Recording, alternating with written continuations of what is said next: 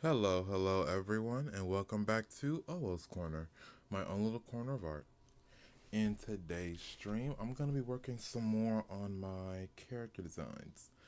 I finished Saren, and I also finished Miria. Now my next character I work on is Nancy, the 5th stage.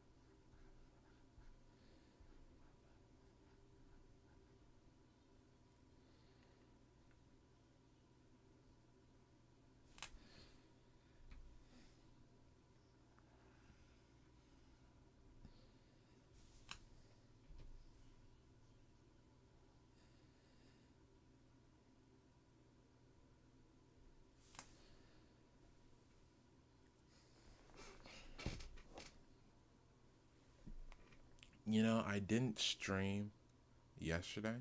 I mean, not yesterday. I didn't stream Tuesday because it was still coming off of Christmas, so I wanted to give myself a break. But now I'm back to my streaming, back to my regularly scheduled programming.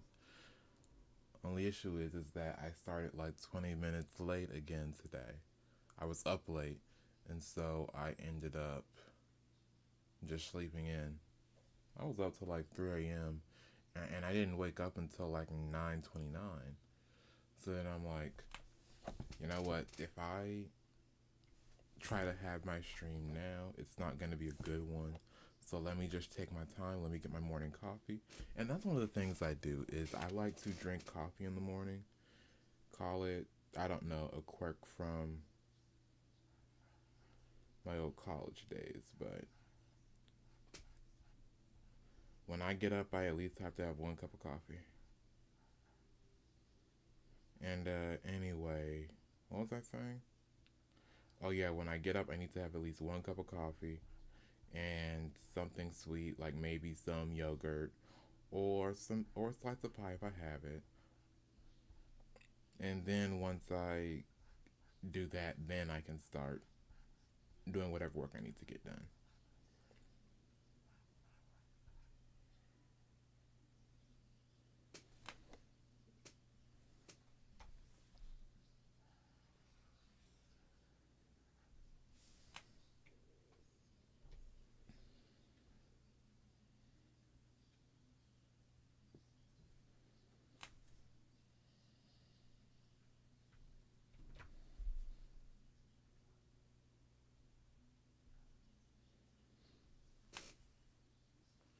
Now, one of my favorite things about Nancy is that he is definitely a showman. His whole thing, his entire thing is illusion magic. Because he's young, he doesn't have the understanding of the world necessary to do more offensive magic. Like he has some basic spells he can do. Telekinesis is like a common skill that you learn in school. But as far as like the more advanced magics like teleportation or conjuring and different things like that, because he's so young, his power has not grown or developed in a way that would allow him to do those more taxing and mentally articulate spells. So he is a character that mainly relies on his illusions to get his job done.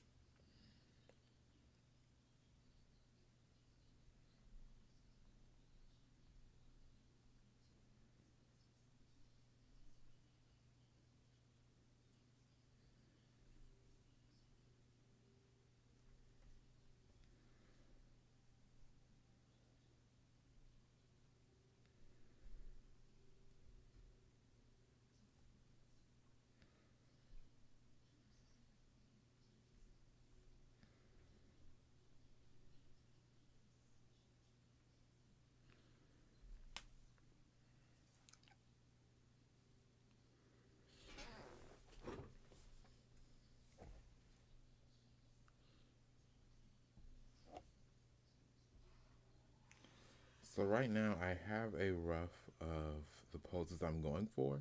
Now I just need to space out my designs.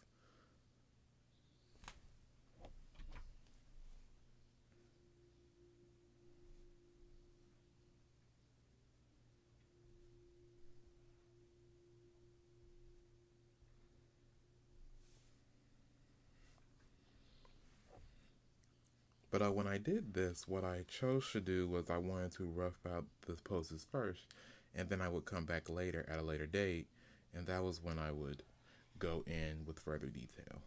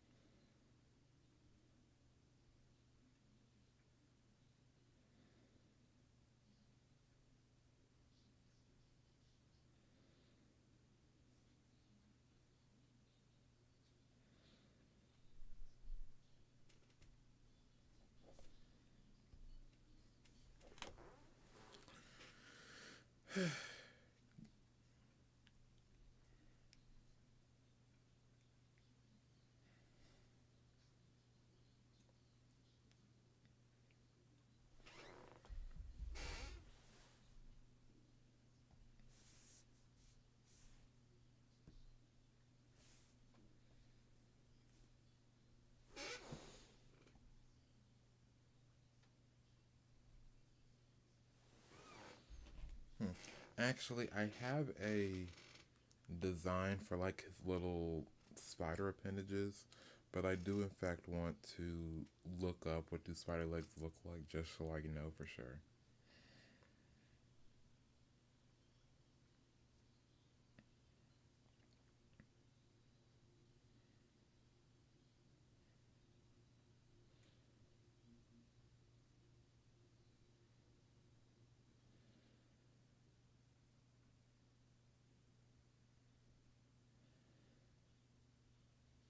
Okay, so spider legs have two joints.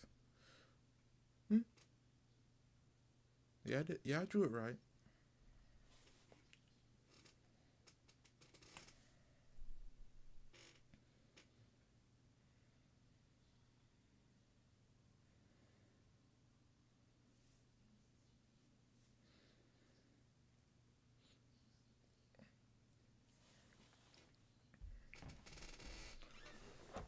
Okay, now to get deeper into this design.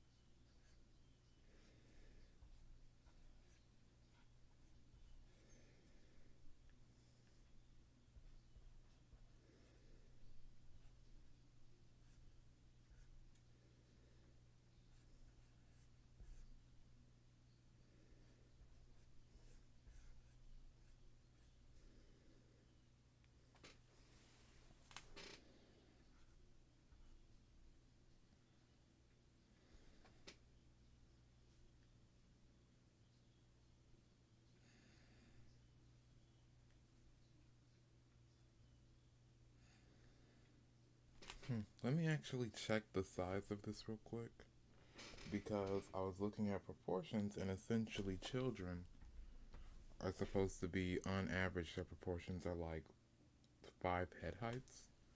So I just want to make sure that.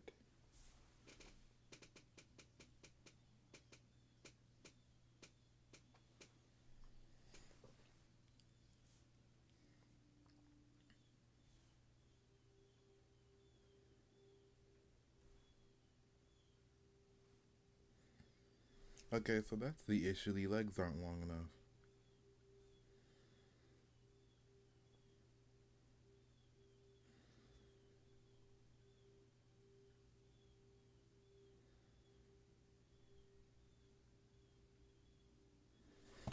I mean, even then, with how I am.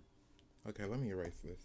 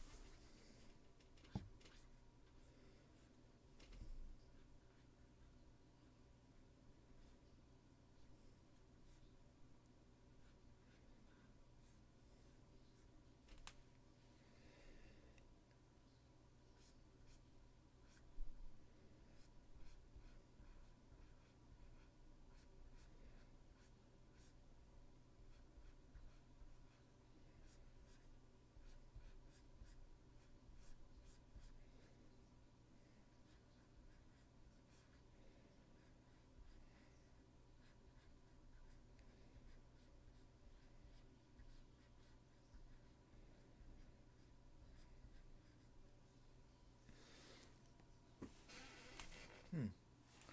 Oh, hello, Seth. Merry Christmas. I just noticed you were here. I was just so busy and into this drawing that I didn't notice you there. But anyway, this is Anansi, Nansi. He's the fifth sage. He's essentially the illusionist and the big distractor or controller of the group. His sort of thing is making a distraction for other members to get in and out of certain places or to help assist them in their scheming and debauchery. He is a spider beastkin, so he has two fangs. He has these little spider appendages coming out of the small of his back. And if you notice his eyes, he actually has a sort of double, not double iris, double pupil.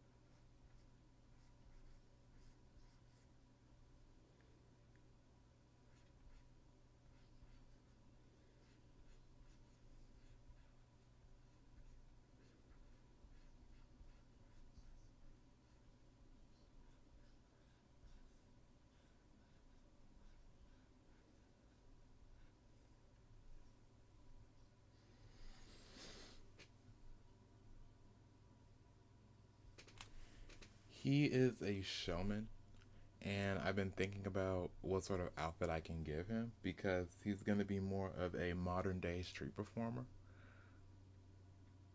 So I kind of have to figure out, okay, like, do I want to give him a fedora or do I want him to just wear his natural hair?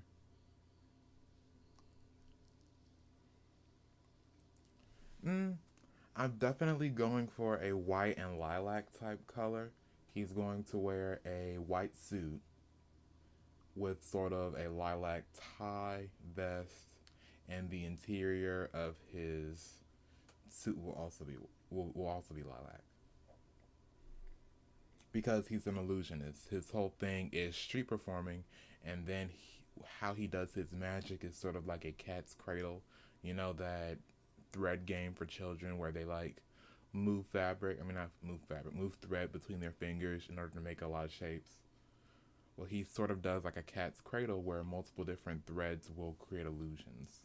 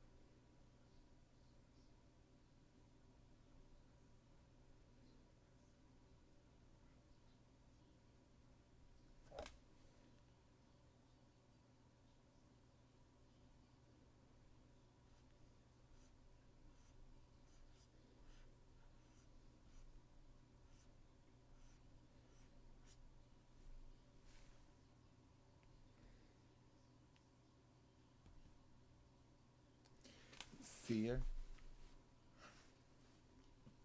Oh yeah, Seer from Apex Legends. Actually, I don't really play Apex Legends like that. I used to in the past, but that was like long before Seer came out when I was strictly playing crypto. Um, but yeah, like I have this overall idea of sort of a tuxedo type clothing style, but I do want to blend more fantasy aesthetics to it, as well as more of like a subtle cyberpunk influence. So I guess I'll just have to look up like Y2K formal clothes, and then I'll also look up some because I don't want to give him a cape. Like giving him a cape would be too on the nose about his influence. And then he's another thing about his character is that he operates in subtlety. Because he is the youngest member, he does not want to be overt. Like, when it comes to the show and when it comes to other antagonists in the show, they're actually going to react and respond with surprise when they see Nazi because he's so young. Like, he's 12 years old. He's a 12-year-old using illusion magic and like wanting revenge against people who wronged him. So like definitely a bit of an Arya Stark type character where it's sort of this juxtaposed between the expectation of a child versus the reality of a child. Because like even in our real world, like a lot of children, act grown or plan and plot some like very nasty things, and especially when it comes to children, they can often act with no remorse.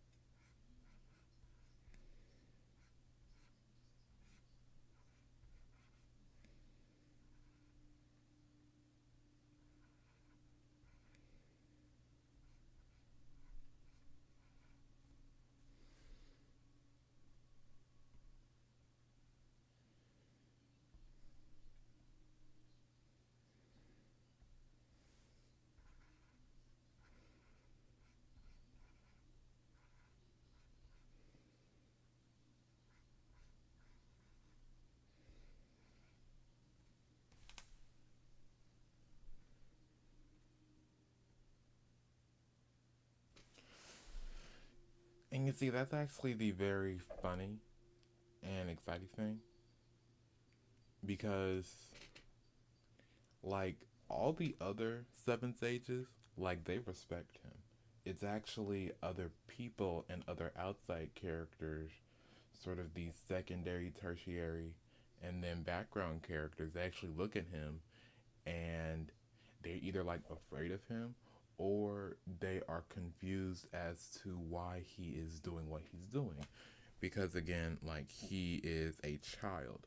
The core of this show and the core of a Nazi and the core of Nazi's character is that anyone can seek revenge. Anyone can be wronged. It doesn't matter who you are, what you look like. Is if you've been wronged, you're gonna want some sort of justice or revenge for that.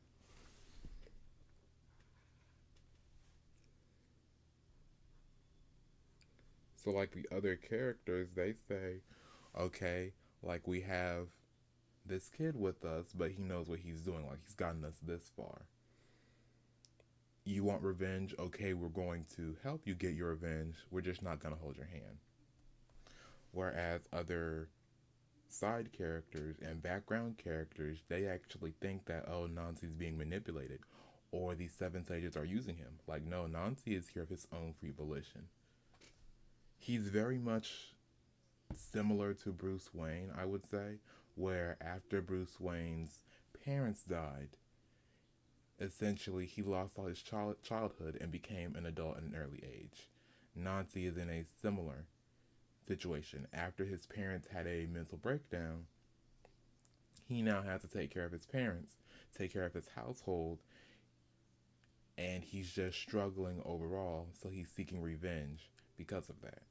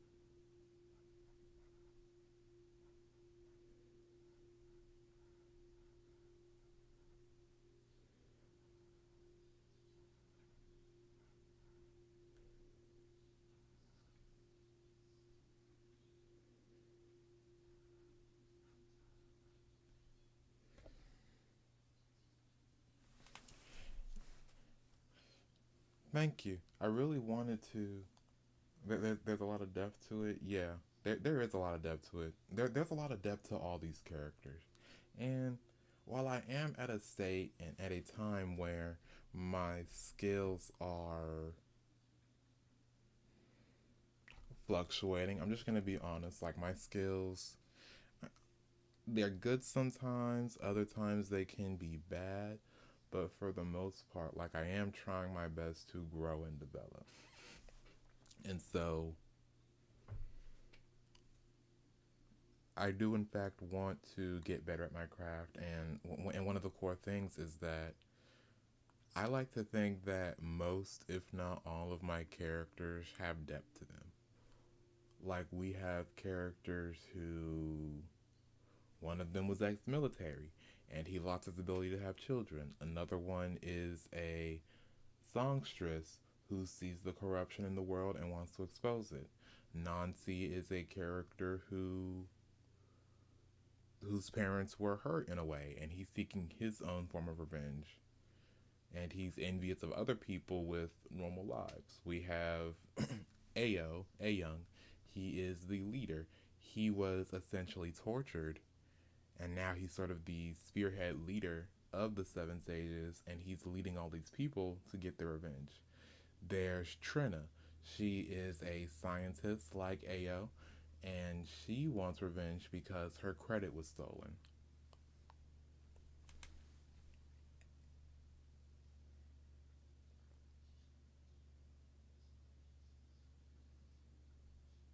Many different many different characters, and that's one of the things I really like is that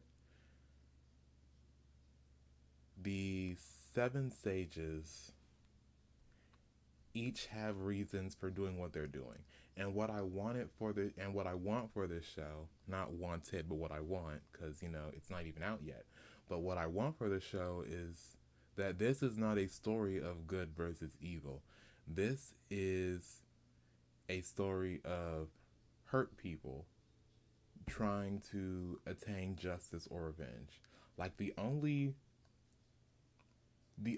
good like the only good person is the priest, who's going to be this character that shows up once in a while, like either every episode, at the end of every episode, or like once every few episodes.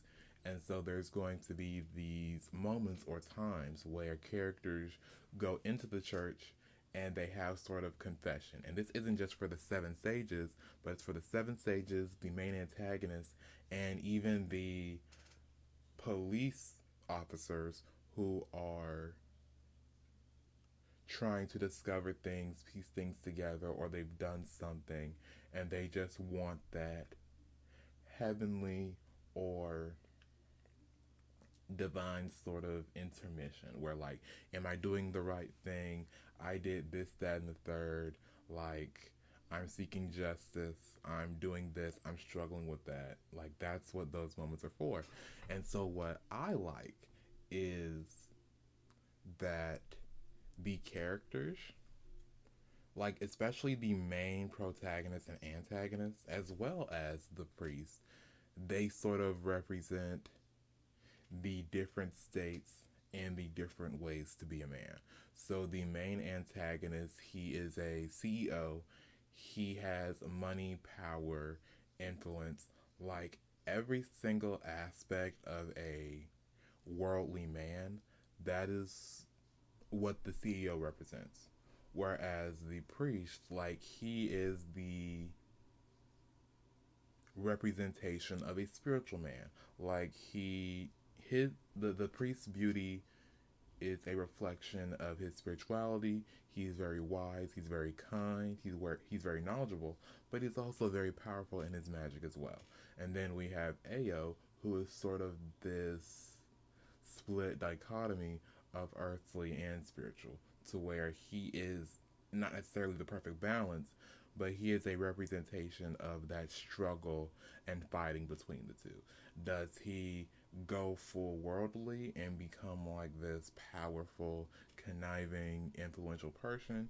Or does he lean more spiritually, and does he just reach nirvana, reach spiritual enlightenment, and let go of his vices? And those and that is going to be another subtextual aspect of the show, is that there are many different ways to be a man, many different ways to be a woman, um, and the struggles that go along with it. Things like age and expectations and traumas and hardship.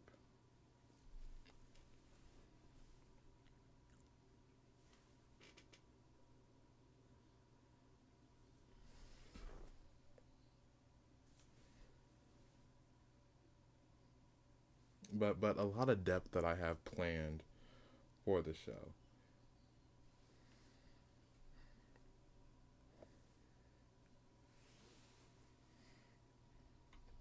I just need to get my work out there first before I can go gung ho with it.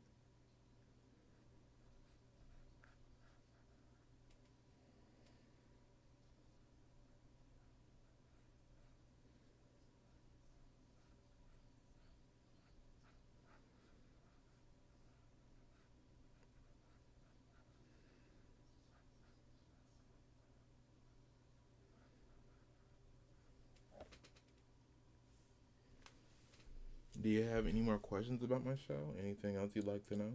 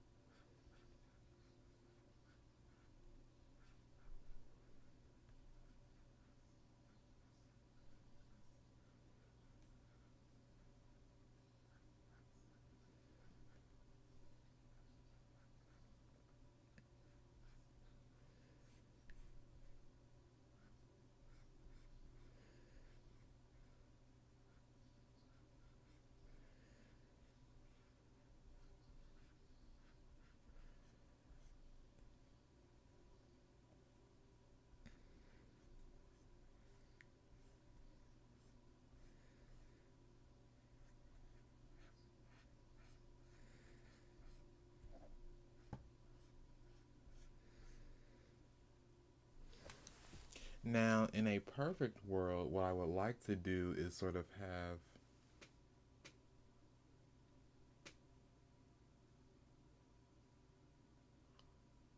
yeah, like I just need to work on.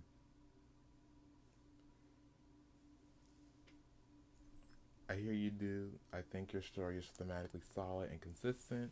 Really just need to be put out there and improve on your drawing skills.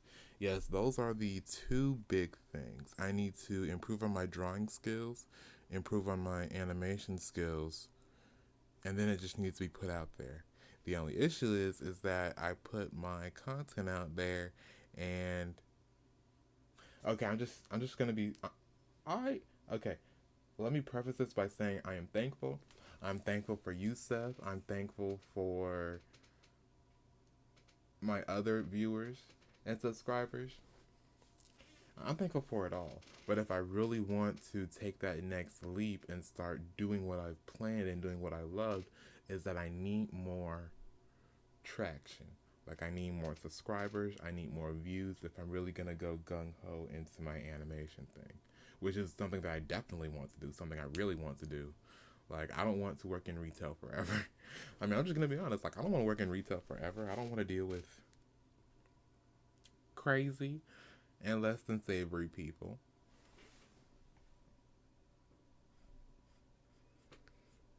The only issue is like, and I'm gonna just be honest, no one is really taking a chance on new talent anymore.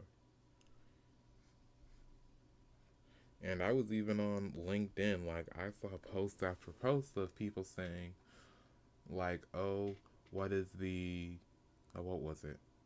Like, oh, what's an issue in the industry, and artists lay off this, and people doing that, and I'm like, These people, like, I'm just gonna be very honest and straight up with it. These people have no intention or desire of hiring new talent. Like, that's really all that can be said or done is that people have their niche, people have their sort of like minded people that they seek to hire. And then after that, they have no desires or plans to hire any more people. But they still want you to apply to their jobs even though they're not going to hire you. It's sort of like a corrupt status thing. That's really the best way I can describe it and explain it is there is this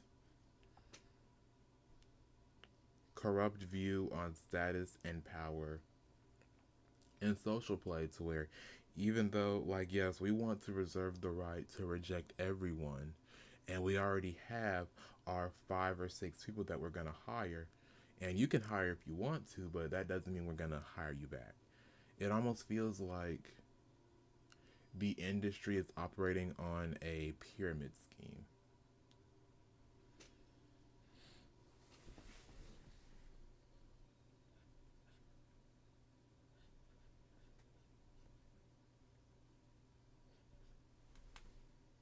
And like, and I'm gonna be honest. Even if I did get a job, even if I did get an industry job, I'm only gonna take it so I can get experience. And then after that one job, I'm starting my own studio. There's really no other way I can hash it out.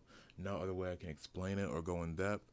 As soon as I get at least some experience, I'm starting my own studio. I'm making my own shows, and I'm just gonna start a freaking initiative to decentralize from Hollywood because so many people are moving to California, and that's the wild thing is I even made a LinkedIn post about that. Like the biggest reason why the industry is having so much trouble right now, at least when it comes to the West, is everyone is pushing and telling everybody else to move to California.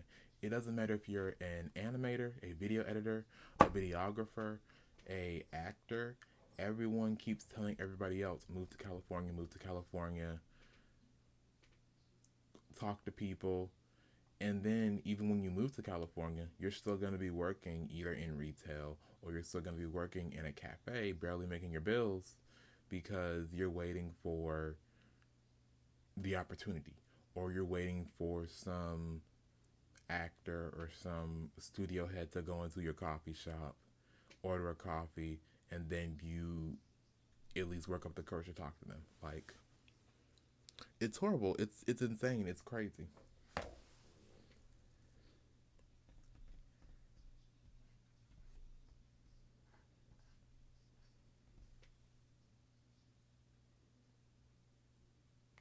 I can't deal with that industry BS drama, so I've always just focused on being independent. I only have myself to blame with whatever happens, haha.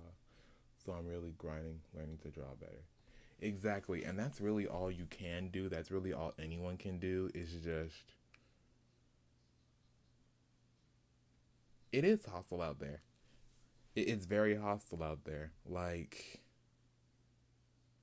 it's almost like they are actively choosing to make the industry more difficult than it needs to be.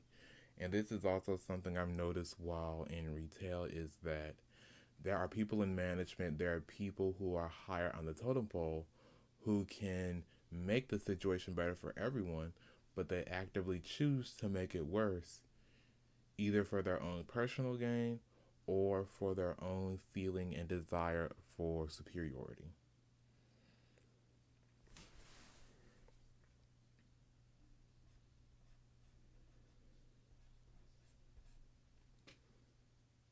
And that's the thing is I haven't even formally been in a studio yet, but I can already kind of tell how it was, how it is, how it's going to be because of my time in college, because of all these stories I'm hearing from industry people.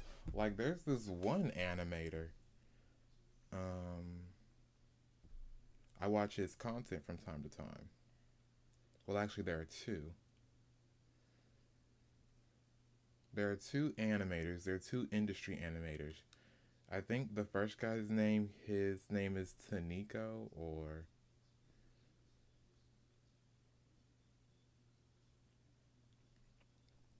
Yeah, his name is Tanico Pantoya, and he makes different guide videos, and he makes different short animations and industry videos as well, like how to make your portfolio, who to talk to, how to go about animation, being a international animator and like having a work visa, different stuff like that.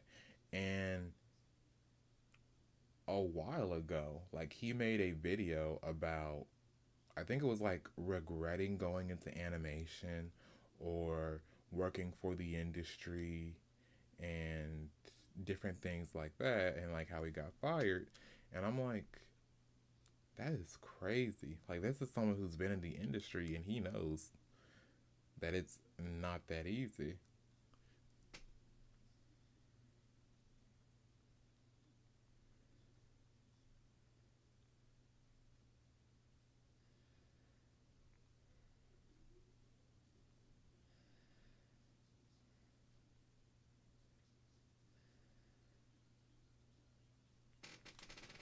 And there was another animator, I forgot her name, but I watch her stuff from time to time.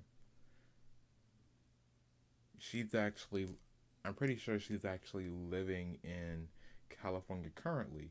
And she was an animator, but she sort of moved from being a storyboard artist back to now she's working on her comic and book and doing other things aside from animation. And she was going in on how she was let go from her job. And so it is wild and crazy to me how studios can just fire people like that. Like, as soon as the job is done, okay, you're out of here. Like, no keeping people, no keeping the projects consistent. Like, just they're done with their projects, so you let them go. And that's definitely something that I seek and desire to change, because you can't survive. A business model can't survive when you're constantly firing people, where you're essentially a glorified freelance firm where you don't have any consistent workers and everyone's just there temporarily.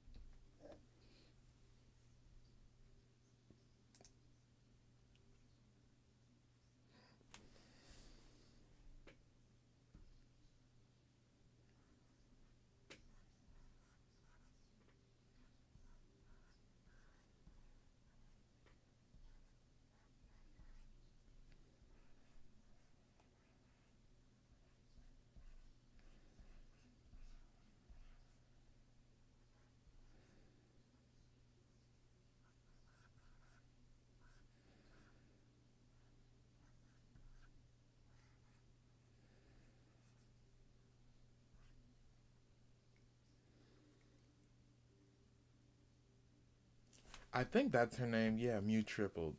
Mew tripled. Yes, Mew tripled.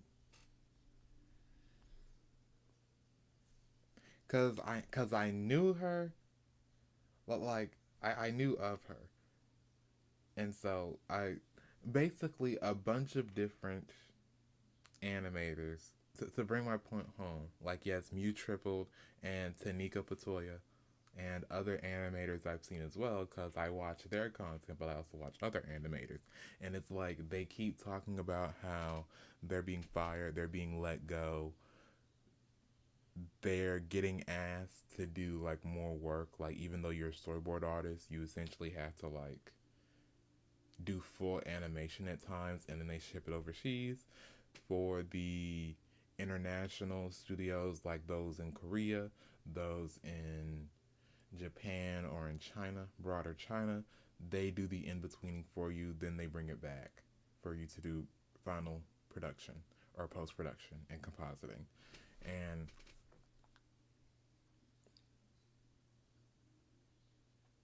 it's like now is the time for more independent creators.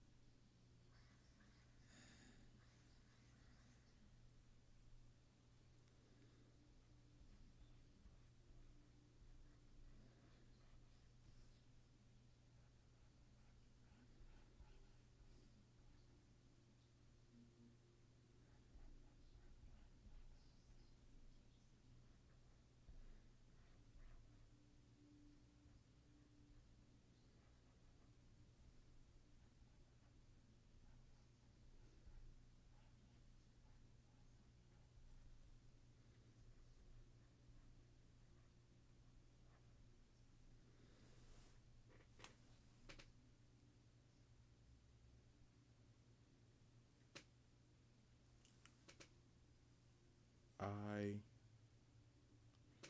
oh, I just got home from a convention. I can really see that independent creators got each other's back, and it's so nice out there. We need to connect with other artists so they connect with us too.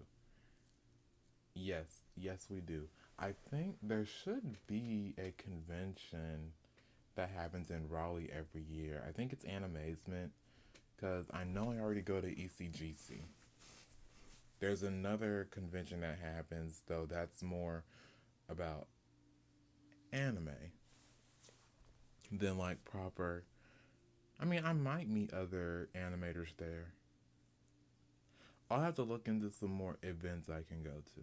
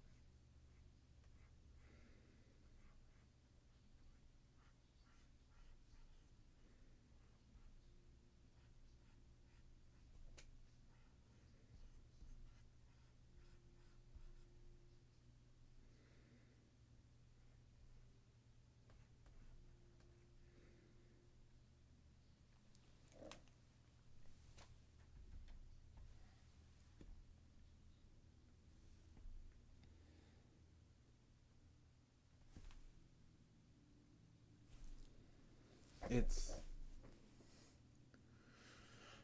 That's really all I can say is it's just wild to me how things can get to this point. Like how we can have hundreds of people who have graduated from college, some people who don't even graduate from college, but who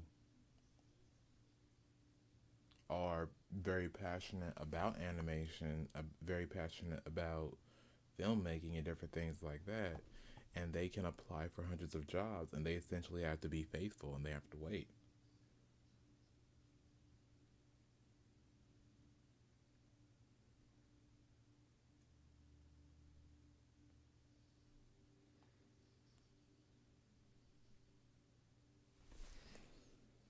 I mean, you're a good artist friend, Seth, but yeah, you're right. I should be making more artist friends, and I do have different Discord groups I'm a part of, and like I advertise my stuff to them, and I talk about art and animation with them. But I guess my question and my concern is, how do I go from connecting and networking to that big push and move to more to getting work with people?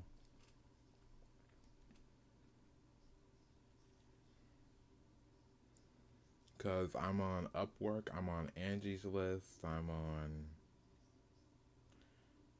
pretty much anything and everything a person can think of. But nobody has taken the bait yet.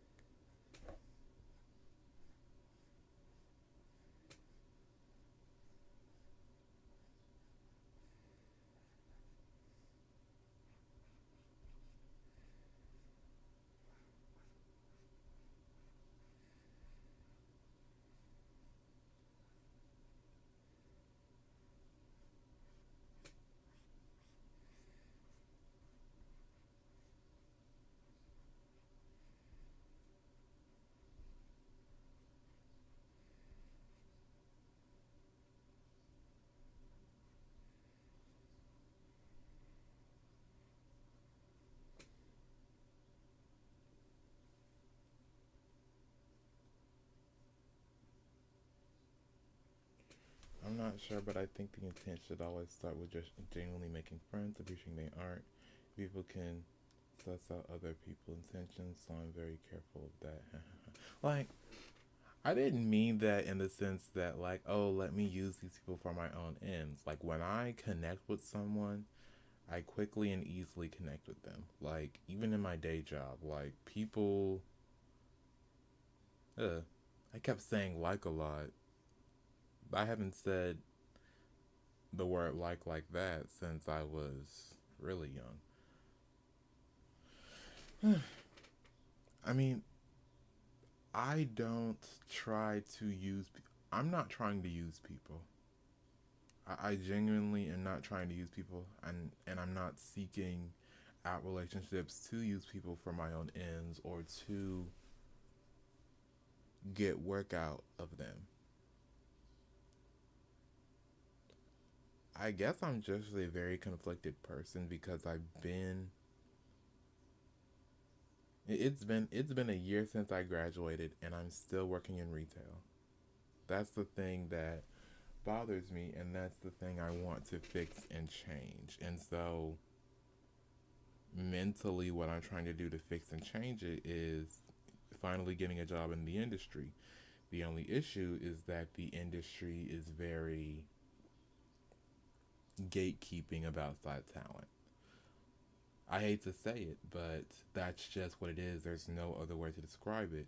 Is once companies find their small team of people, they only hire them. So now I'm playing catch up. I'm trying to play catch up, and I have my YouTube channel. And that's another thing is I definitely think I could be reaching more people if I even diversified my channel and tried going to other platforms. The only issue is that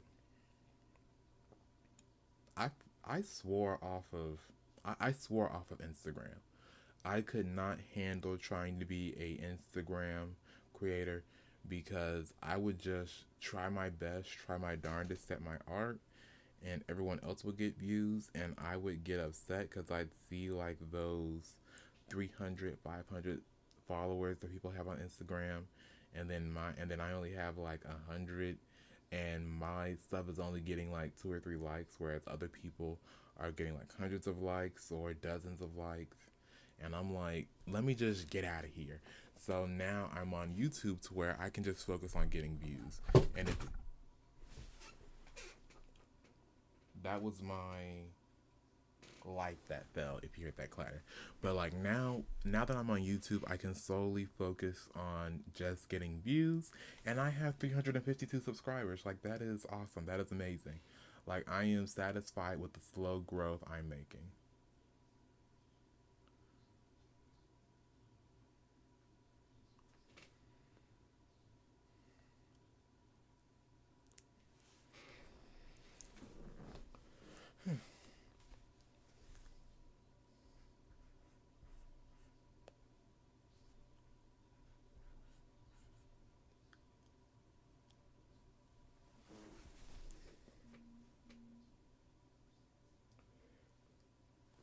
Speak of the devil and he shall appear. I was talking about Instagram, and then I got a notification for Instagram. Some people from my high school days are doing something. I'm not gonna look at that. But anyway, I swore off of Instagram, and that's the wild thing. Is like, even though I've sworn off of Instagram, I still have the app downloaded, and I may make like a public post here and there where I talk about like a cafe or restaurant I went to, where I talk about other things like that.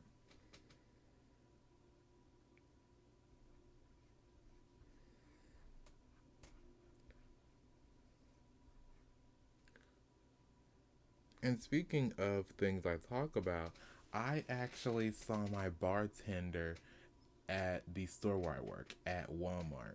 And you see, that's the funny thing is I call him my bartender, but like really, I've only ever had him once. So there's this there's this restaurant downtown called Gravy. It's like a combination soul food and southern restaurant. Like, I had their fried calamari and their tiramisu, which was amazing, by the way. But I ate that from there, and I was just sparking up conversation with the bartender because I was the only one there alone. And usually it can be, I don't know, I guess it can be weird eating at restaurants alone, but I like it sometimes. And so I was down there, I was talking to him, and he was talking about how he had a film degree and how he moved home from college and he's working as a bartender, and I talked about my stuff and what I'm going through. And then I said, well, even though I'm graduated from college, I got my degree, I'm still using my degree. I still have my YouTube channel, so that's a good thing. And we were just talking it up, and I saw him recently in the store where I work, and he was going over how like he started a tattoo parlor, and that's actually really cool. Like, he started a tattoo parlor, he got in touch with people and they helped him. And so that is what I want to do. That's essentially what I want to do is I want to get in touch with the right people, and I want to start my own business. The only issue is that I don't want to start my business before it's my time.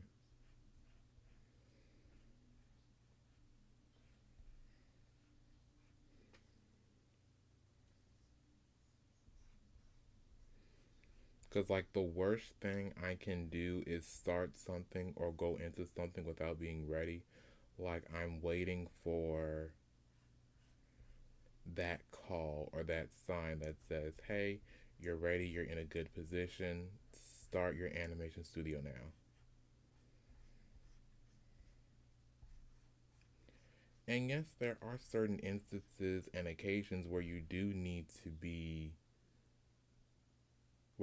take chances, but there's taking a chance and then there's acting or doing something sporadically without a plan. And so that's really my fear and concern is trying to and attempting to not necessarily choose between, but rather knowing when I am ready for that next step. And that's why, like, I've just gone back into religion and I've gone back into Christianity because it does, in fact, help me with sort of those struggles that I'm having of like knowing when and knowing what to do and practicing patience. Because because that's the thing about me is like I'm impatient, but my impatience leads more to self doubt and self hatred rather than impatience that pushes me into action. So, like, especially when I was younger and I was just starting out on social media, I'm like, dang, like, why does my art not look like that? Why can't I do this? Why can't I do that? And it just led to me going into this sort of downward spiral where I was just hating anything and everything I did. Like, I'm just gonna call it what it is. Like, I hated anything and everything I did. I was angry at other people. And then after that, I'm like, you know what? We all start our art journey differently. So let me just accept that and move on into now more recently where, like, I'm gonna be honest, like, 2, 3 years ago, if you told me, hey, Amobi, hey, Owoh's Corner, you're going to be designing characters, you're going to be having live stream after live stream, designing different characters and working on different animations and cultivating an audience, I would not believe you.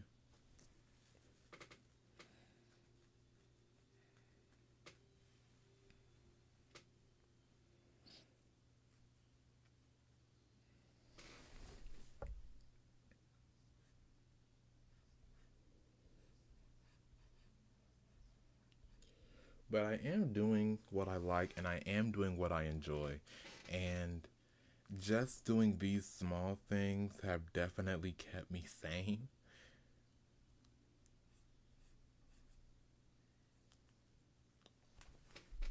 because my plan now is to not like, and that's the thing is since going into animation, since discovering that this is something I love, my intent and plan has never been to be the best of the best or the most well known.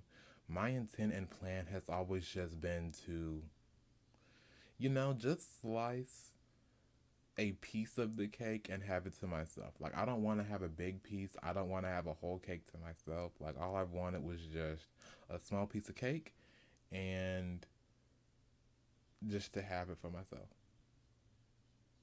My plan has always been to just forge my own community, make my own shows, do my own thing, which is actually funny because technically speaking, I am doing that. Like, I have my YouTube channel, I have these views that I get in, I have amazing viewers and amazing friends that stop by my live stream. So, technically, I am doing what I've always set out to do. I guess the one issue is I didn't expect it to be like this, or rather, I didn't expect it to have no fruit attached to it, if that makes sense.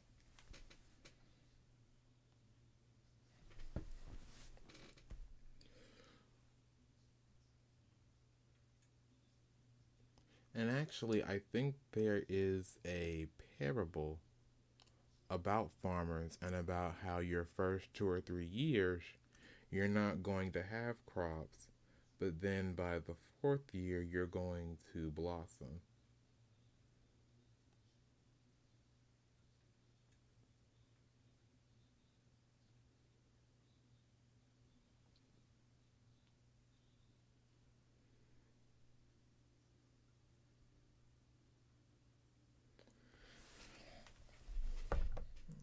Seth, let me see some of your stuff.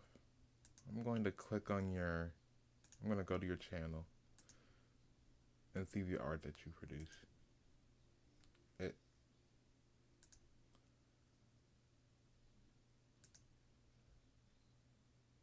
well, you don't even have like your Instagram, so I can't look at your art, dude. Like, I was going to look at your art. I mean, I wasn't going to post it online, but I at least wanted to, look at it. I, like, okay. If you are comfortable, only if you're comfortable. Like, if you have like a social media, like a Twitter or Instagram or what have you, like definitely link it in the chat because I kind of want to see your art. I won't put it on my stream. Okay, like I have two monitors right now, so my OBS is only tracking and viewing my first monitor. So I have a whole second monitor where I have my OBS up and I have my stream chat up and I have everything else up. So then I don't run the risk of like exposing people who don't want to be exposed.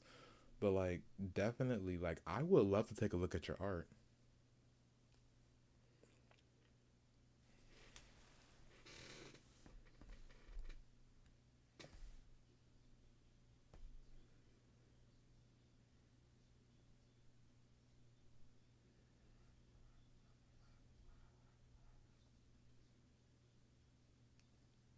Look, I promise I won't post anything. I just want to look at your art, dude.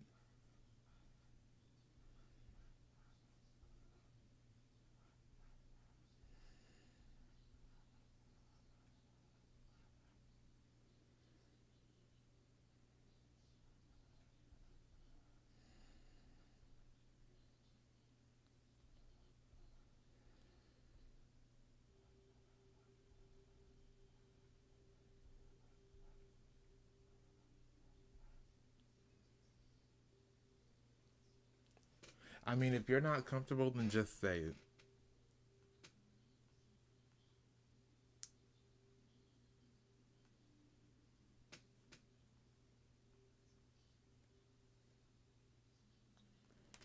IDK if my chat is showing.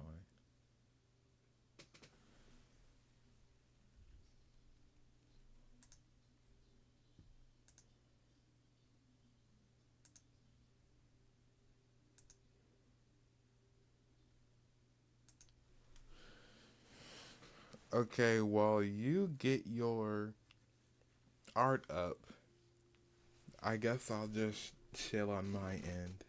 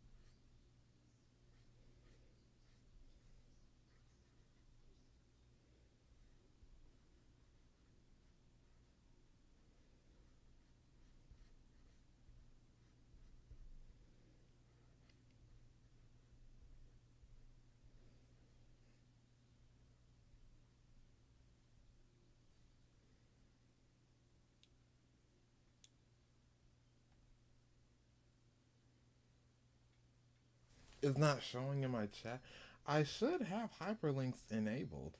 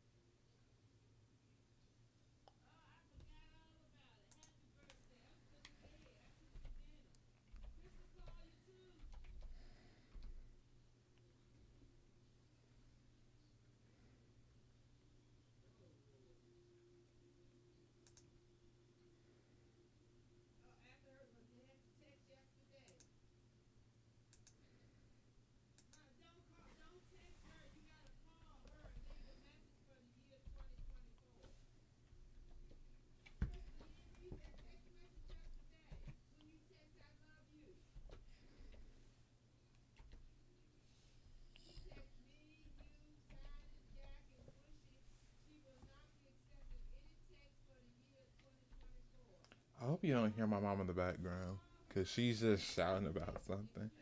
And this is uh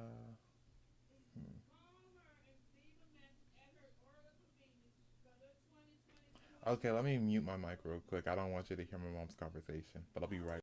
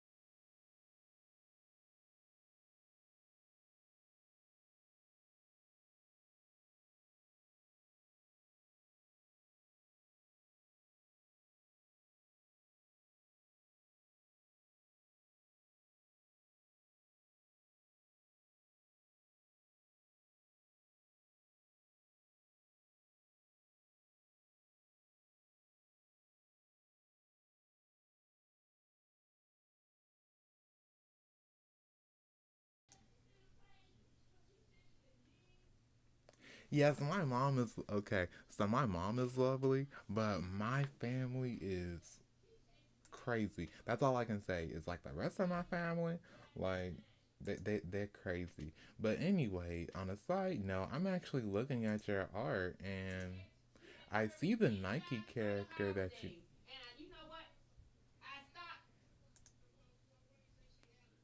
Hold, hold on a second. Let me just whisper to my mom real quick. I'll be right back. But I'm looking at your art and it's really good.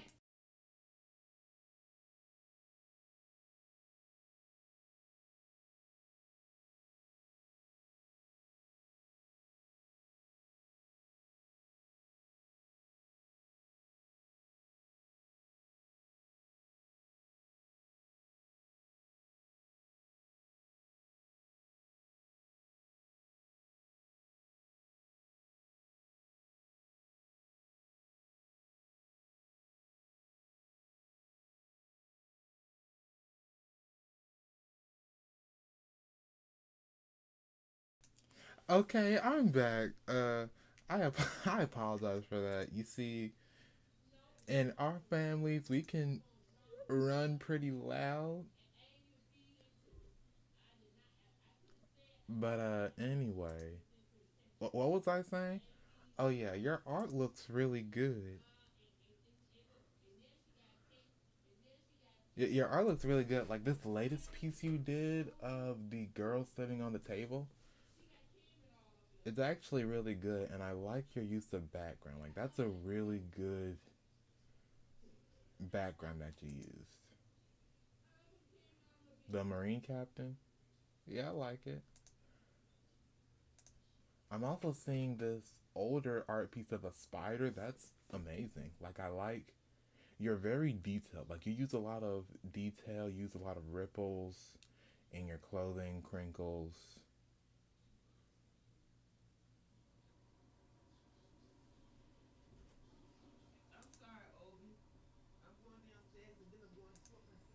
And then even your first picture of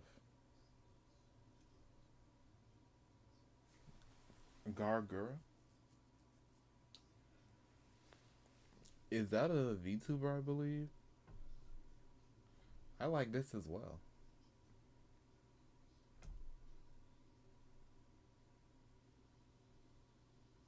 What? No, don't leave. Look, your art has 1,000 views, 51 likes, 23 reposts. You're doing a lot better than me.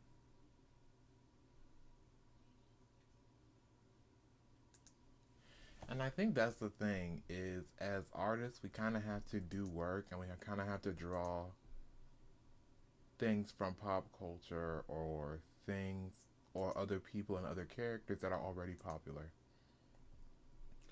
because original content just doesn't sell or get like that, which is sad but is sadly true.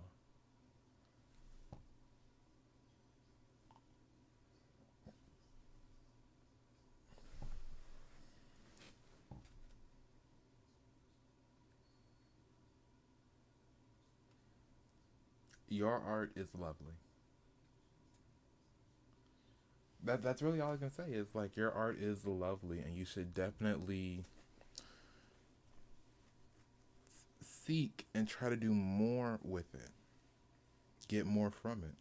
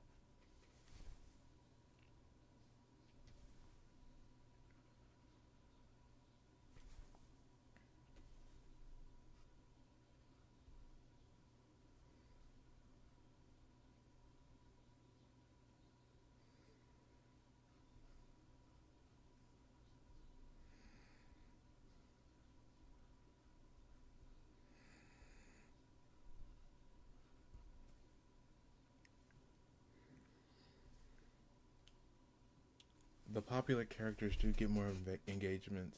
I thought I'd be bored of making just fan arts, but I just like it and like it more the more I do it. Though I'm also working on a one shot for San Sanita Saki. Oh, hello, a new viewer. P Queen, how are you? How's it going? Thank you for the follow, dude. I'll support your content when you post it in Twitter. So I hope you do. And that's one of the things is like when it comes to art, doing fan art definitely gets you more views and gets more eyes on you. But in that same vein, if you do too much fan art, then you run the risk of not getting the proper traction you desire. Like, it's hard to get an industry job if you're only doing fan art.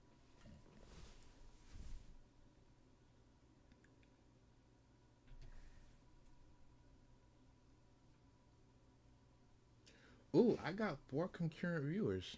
Nice to meet you all.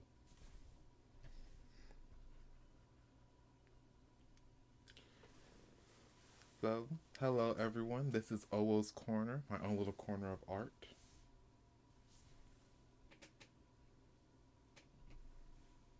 Hmm. Actually, speaking of Owoh, now that I have all these people here, I don't think I've actually gone over what Owoh means. I mean, I've probably gone over my first name in the past, but not Owoh. So, my dad is Nigerian. He's from the Igbo tribe. And so, my last name, Owoh, comes from I believe it was either my grandfather or my great grandfather. Oh, thank you. Thank you, P Queen.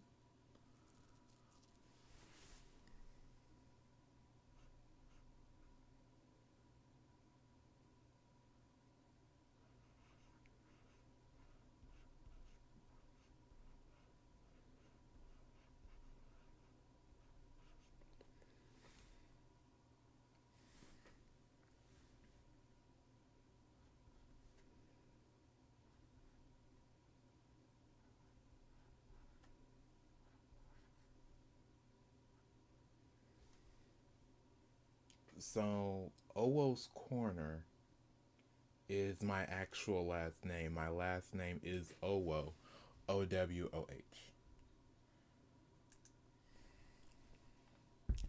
And so, Owoh is short for Owoh Luonochi. Let me actually type it down.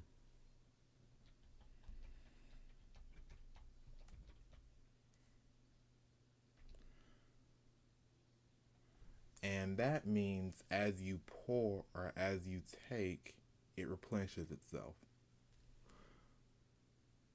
So I guess my dad was a bit of a poet. Like, my first name is Amobi, so Amobi means nobody knows the heart of God. My last name, Owoh, was short for Owoh Luonochi, which means as you take, it replenishes itself. And then my middle name is Michael. Michael is the leader of the archangels. So a lot of biblical stuff went into my name. That's really the best way I can describe it.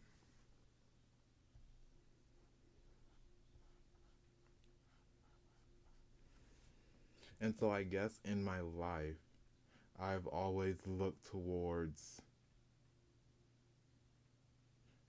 trying to best represent the name I've been given, which is a lot to live up to, but I definitely think that it's something that I can possibly do, or at least attempt in doing. Because in the end, that's really what life is nothing is assured. You're just attempting something.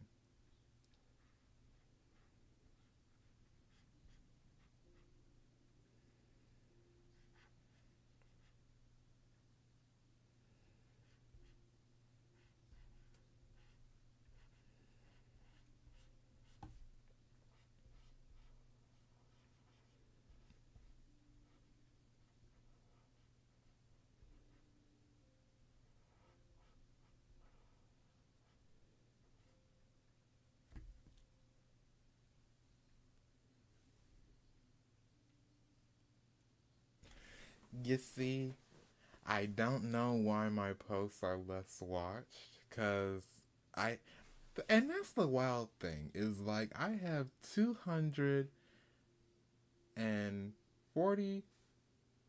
Dang, I have so many videos. I lost track. I think I have like 200 videos, over 200 videos. I think I'm like at 247 or like 249. Anyway, a lot of videos, and I keep making more videos. Like right now, I'm actually working on a character design video where I did Miria, who's one of the seven sages for a show I'm working on.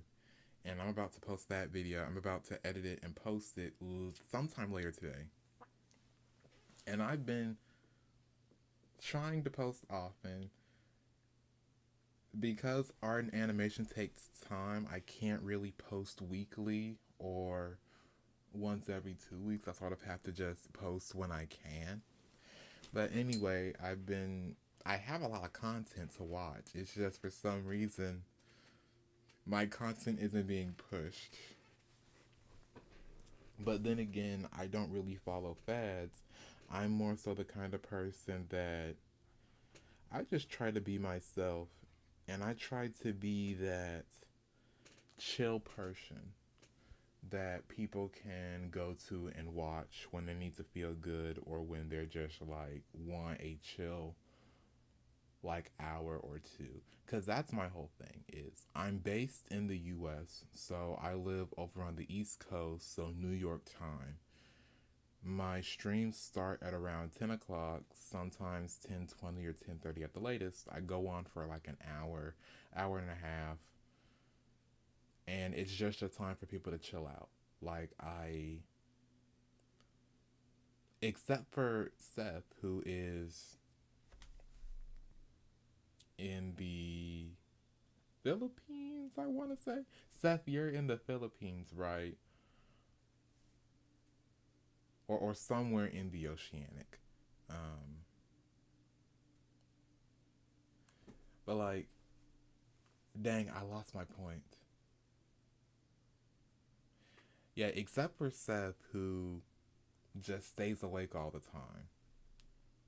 For the most part, when it comes to my American audience, I try to stream at a time where someone's on their lunch break or someone is just chilling midday and they just want to spend like an hour or two to calm and just woo-saw.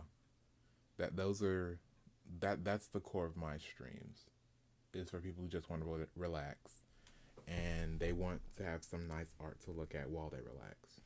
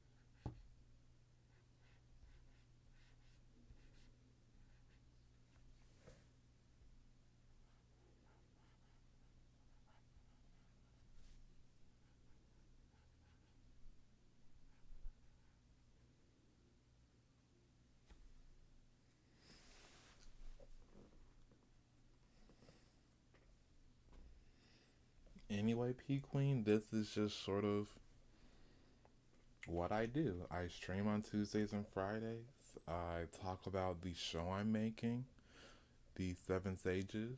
Um, Sometimes I'm working on a character design, other times I'm working on an animation, and I talk about the world and I talk about life.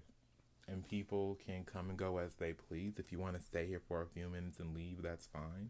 If you want to stay here throughout the entire duration, which usually goes for an hour and 30 minutes or like 2 hours, it depends on how I'm feeling that day, then you can.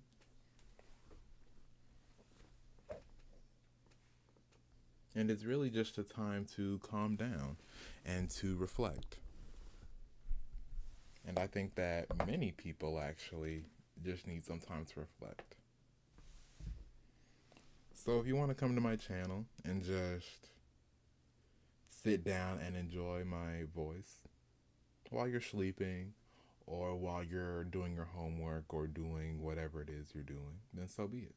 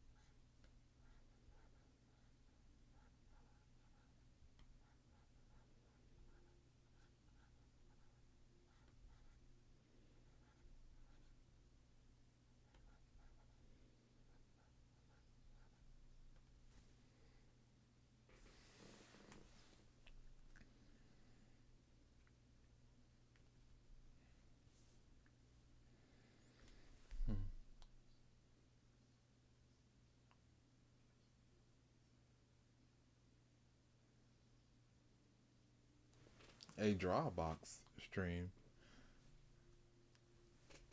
I think that'll be okay. So for my 500 subscriber milestone, I'm gonna do a 4 hour stream, and then for my 1,000 subscriber milestone, I'll do a special Q&A. How about this? When I reach either 400 or 450, I'll do like a special Drawbox stream. How does that sound? Fun? Exciting? Entertaining?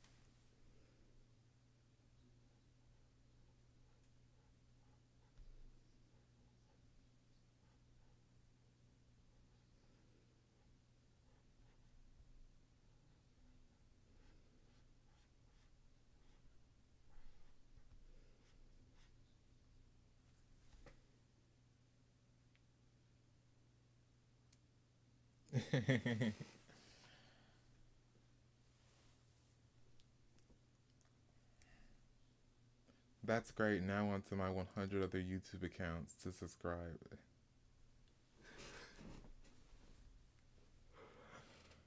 When I reach, let's see, because I'm at 352 right now, and my 500 subscriber special. So like I'm about 1/3 of the way there, I guess. So yeah, I think a good mid subscriber special would be, yeah, 400. Let's say 400.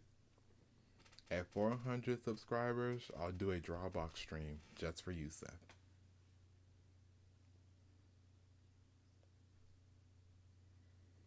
But you may have to remind me because I got bad memory. I got bad memory. I mean, it's not that bad. It's more so like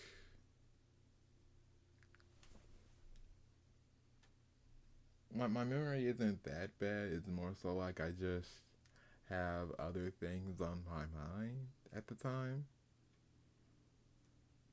Like I'll say, "Oh, I need to design this character. Oh, there's this animation I need to work on. Oh, I have work the next day. Oh, what am I gonna eat?"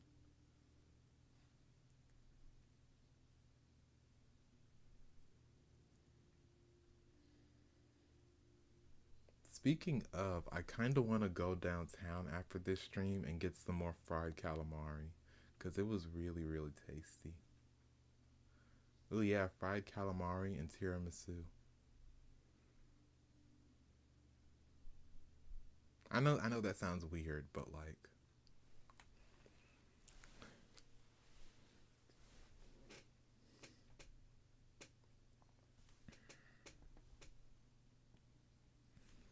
anyway, let me finish this final pose so then I can start designing the outfit that he's gonna be wearing.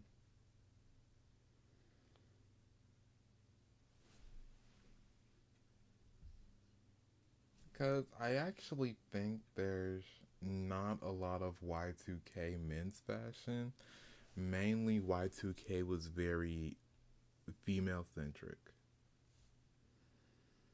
So, I guess in order to supplement it, I can look at the different fashion styles of cyberpunk. Maybe look into like some reflective clothing, especially since Nancy is a child, especially a black child at that. So, he definitely care a lot about his appearance.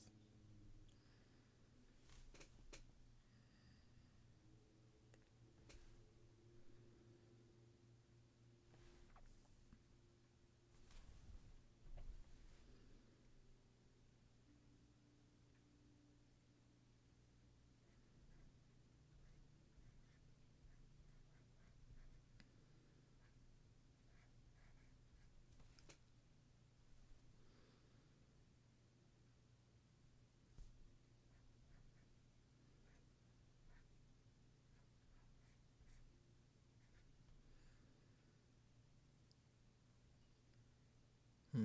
Like that's one of the difficult things is figuring out. Okay, here's the thing. It's easy to figure out a clothing style and a fashion style. It's hard to figure out what a character would wear that is within that fashion style.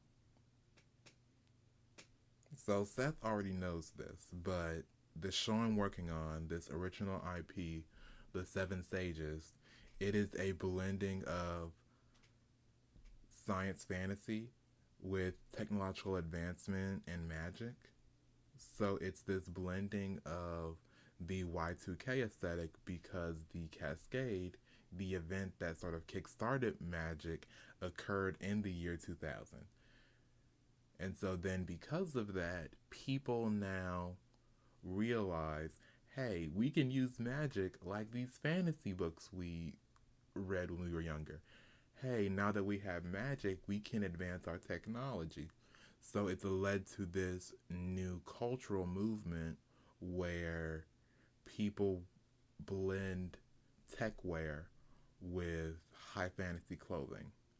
But that clothing is on the cusp, on the heels of the Y2K era, leading to clothing that has revealed skin, one article that is tight and form fitting while another one is baggy.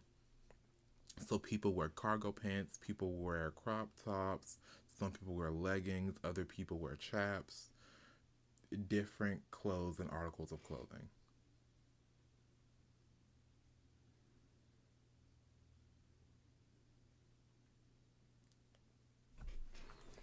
And then in the same vein, because I am an animator, I like to draw and design characters that are easy to animate. So I like to do stuff that's detailed while also being simple when it gets put into a animated format.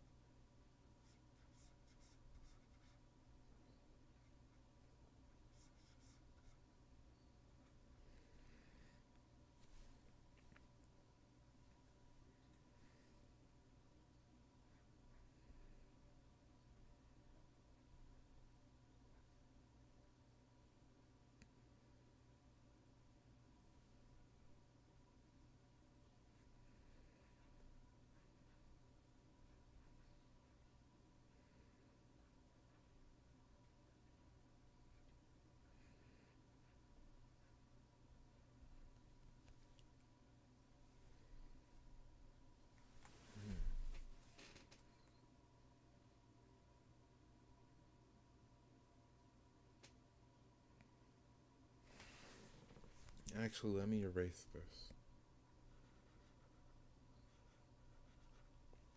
Because I'm trying to do some foreshortening right here.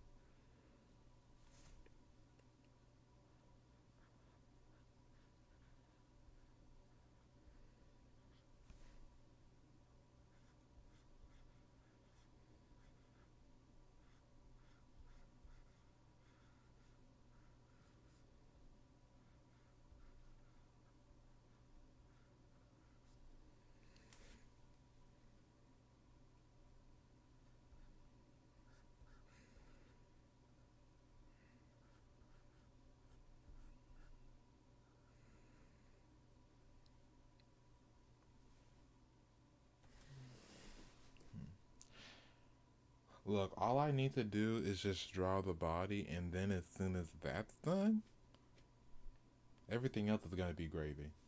Like, I just need to refine the poses a bit more.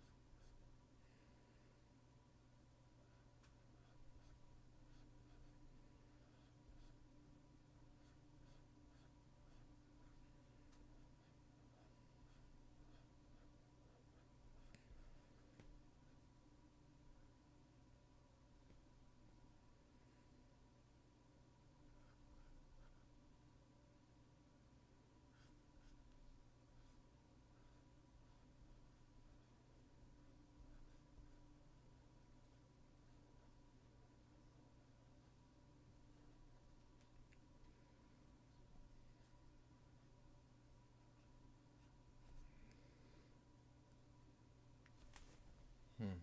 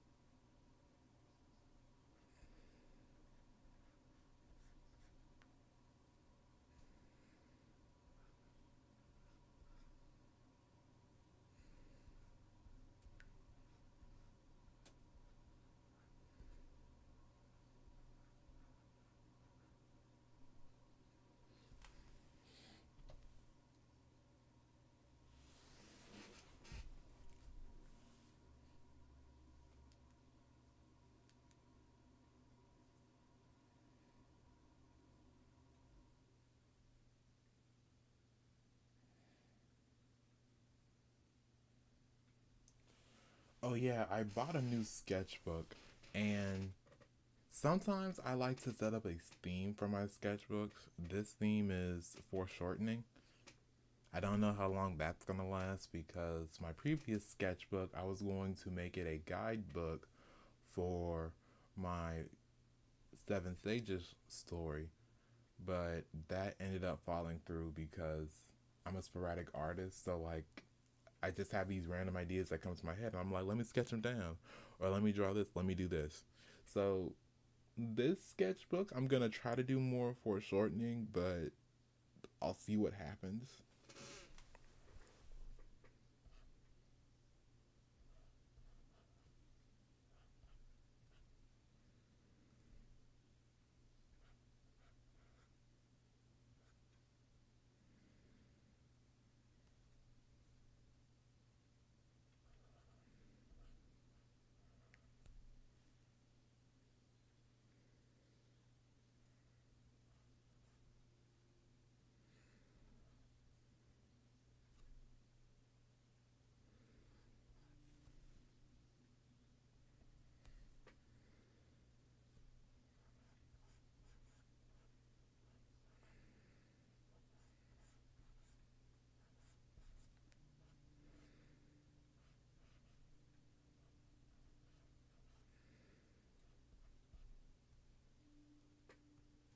I guess while I can draw him, I can sort of explain why he has these features. Okay, so in the Seven Sages world, there exists multiple different fantasy races and fantasy creatures.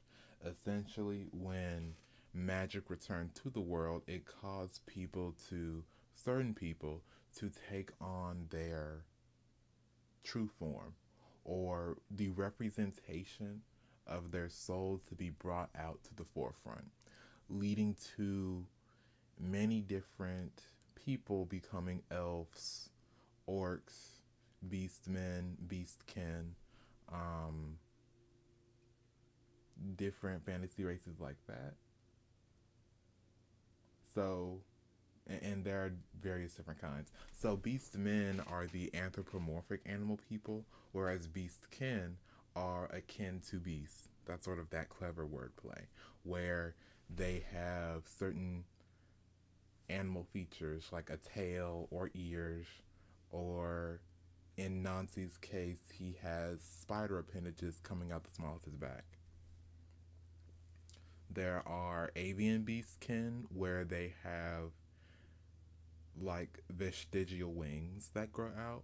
Well, I wouldn't say they're vestigial. Some of their wings work, others don't. They also have tail feathers as well. Pretty much, I'm just trying to spice up the show because I like elves. Okay, don't judge me. I like elves. I like other fantasy races. So I said, you know what? There's gonna be beastmen and beastkin. There's gonna be elves because I feel like drawing that and doing that.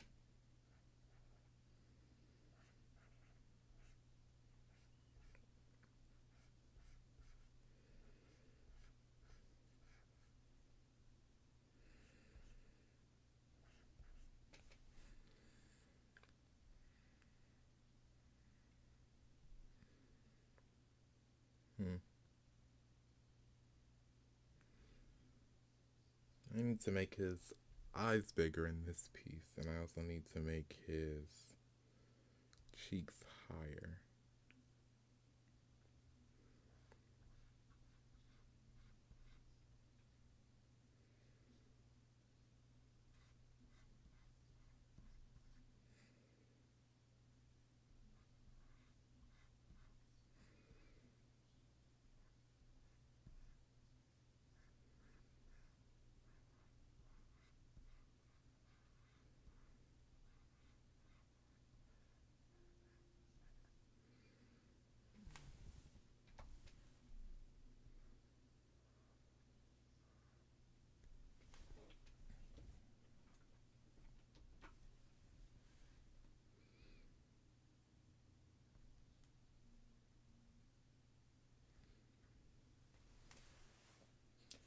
You know what? I need to make a Discord. That's the big thing I need to do. Is I think I'm just going to make and drop a Discord for my YouTube channel. No, but what would he even do on it? And then I'm gonna have to pay money for Prime. Eh, you know, it's okay. We'll cross that bridge when we come to it. Dang, I just keep thinking of more stuff to add to my list of things that need to get done and things that I need to do.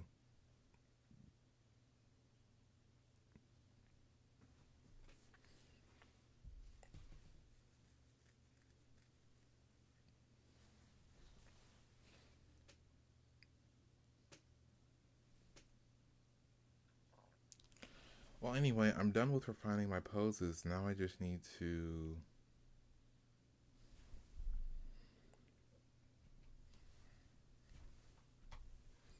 work on the outfit.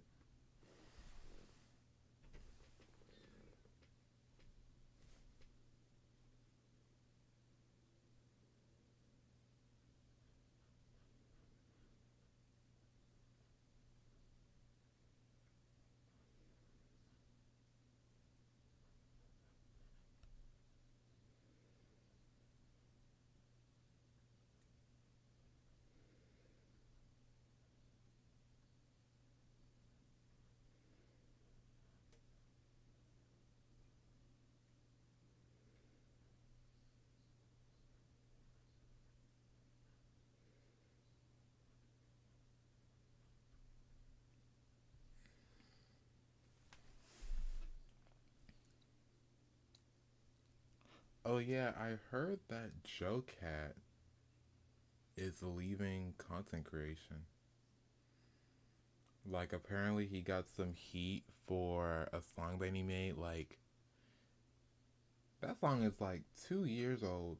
Anyway, he's still getting heat for that song, and he just got upset and he said that he was getting off of YouTube. Like I remember seeing it. A D&D YouTuber made a video on it.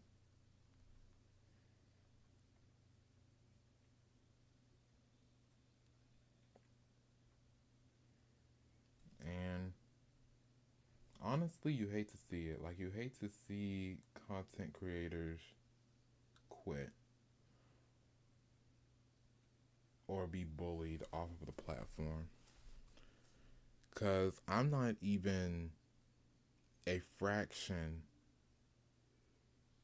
of his size. But the idea that, you could work so hard, and it's different for different people. But some people do this just for fun. Other people do this to actively seek and find a way to make a living for themselves.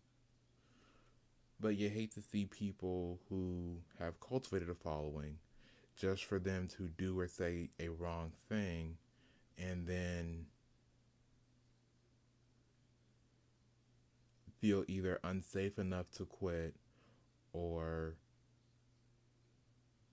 just feel so downtrodden that they quit.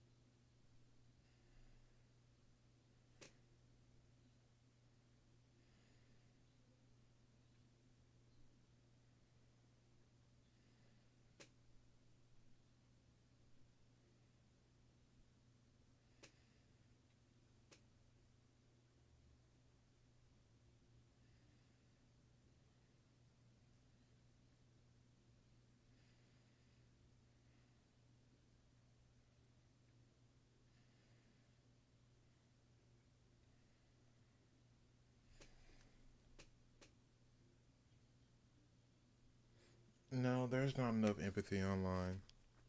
You can say that again. Like there is not enough empathy online.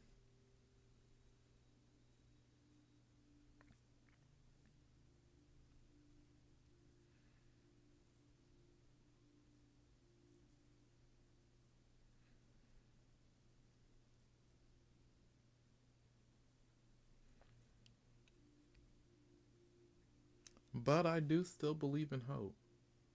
Like that's the one thing is that I still believe that things can be better. But that's also why you need to practice safety because you can't just tell folks your information and freely give people your address or like freely. It's just not safe, especially nowadays. Because I also heard that he was being sent like death threats or strange packages, and people were also harassing his parents as well. And like nowadays, you really can't. You just really got to be careful. That's all I can say.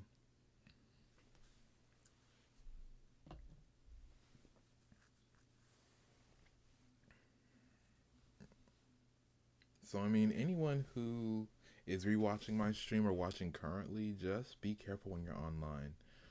Don't share. Oh, I was talking about how Joe Cat, an animator and D&D YouTuber, he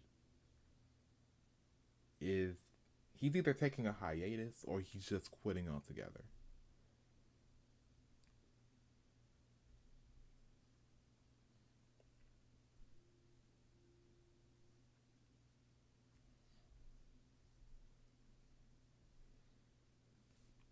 But for anyone who's watching, just be careful. Practice safety when you're online. Like, that's really all I can say is just practice safety.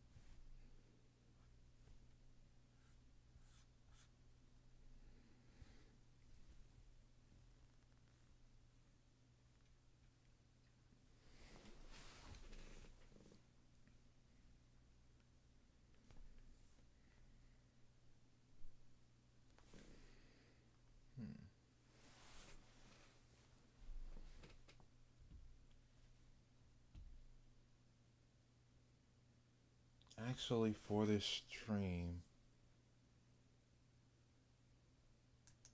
give me a second. I want to look at something.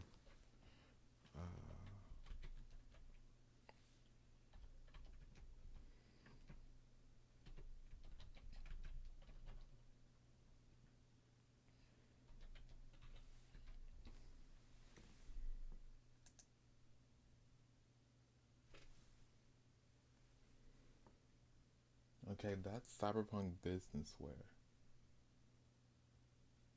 And now let me look at Y2K.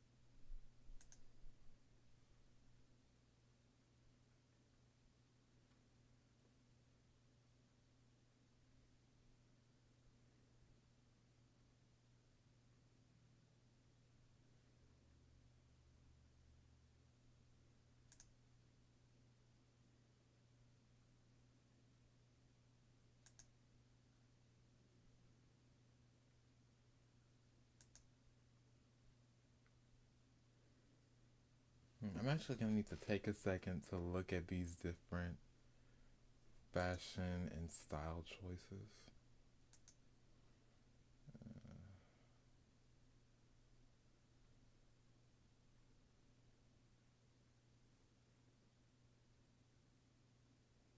Okay, let's see. Business wear, formal wear. Let's see. So,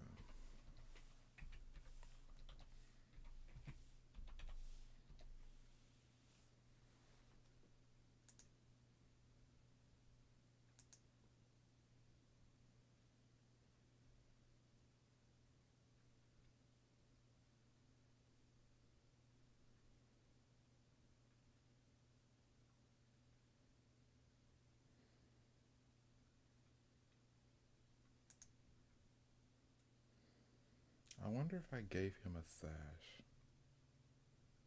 around his waist.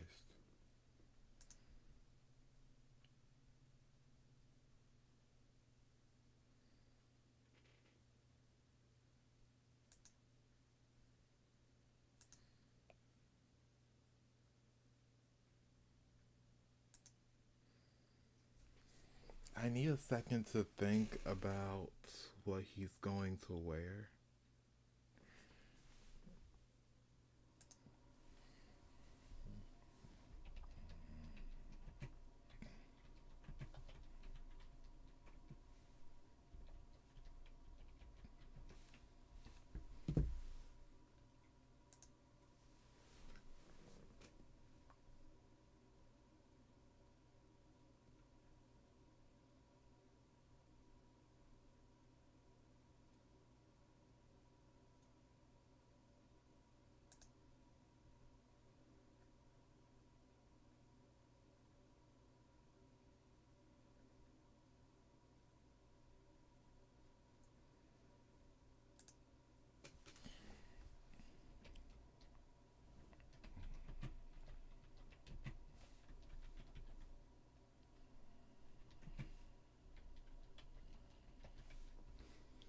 Okay, so if I blend the modern day street performer and I coalesce their style of clothing with that of cyberpunk business wear, I can give Nancy a suit jacket and dress pants and dress shoes.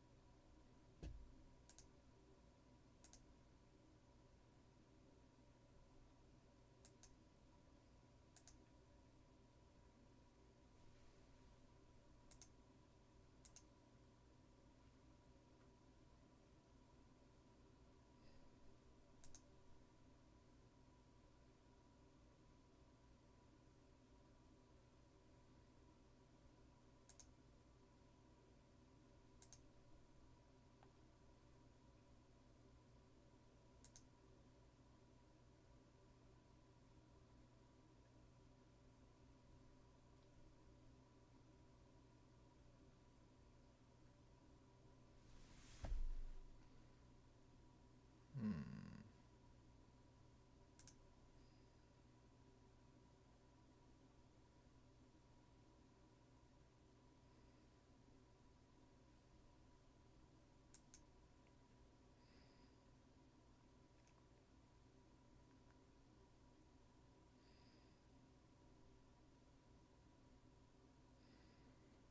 Now, when it comes to his sash, I could probably make his sash and necktie the same color.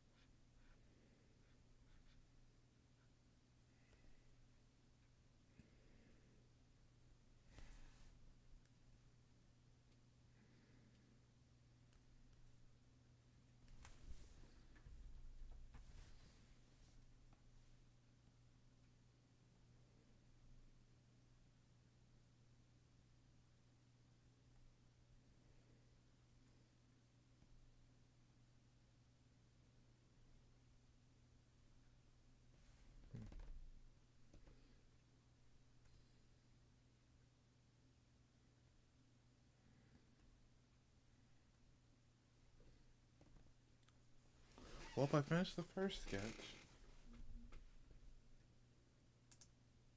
and that came out pretty nice. Pretty well done. How long have I been streaming, though? 2 hours and 37 minutes. That's actually really good. I think the last time I streamed was maybe 2 hours long.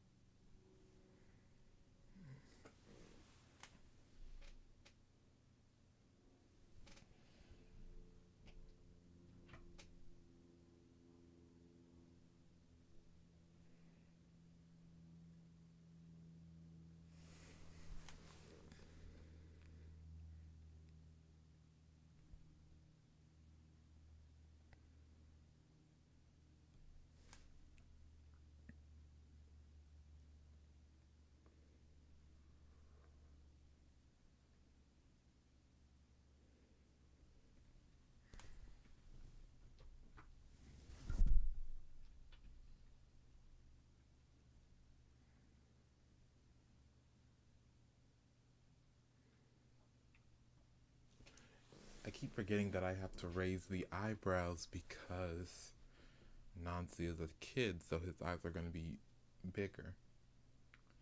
At least that's how most media denote children, is by the size of their eyes.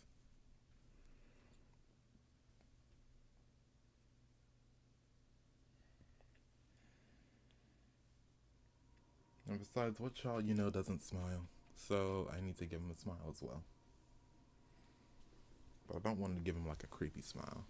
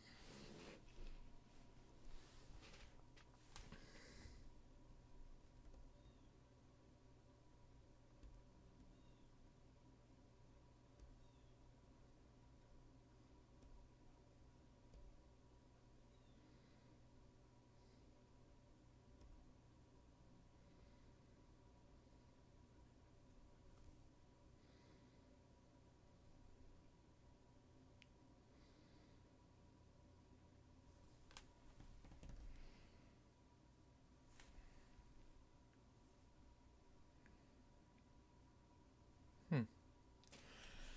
Yep, I think that is it. I think that's good for now because it's already 1:16. I've been streaming for almost 3 hours now, so I guess I better let you guys leave. Can't keep you guys hostage here forever.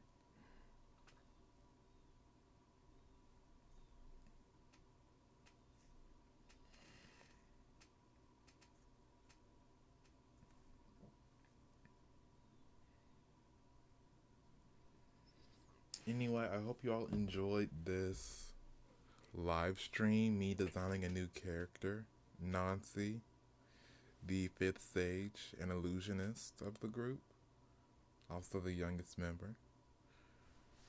And I'll definitely share more on his backstory later, either in a future stream, but more than likely in my character analysis video.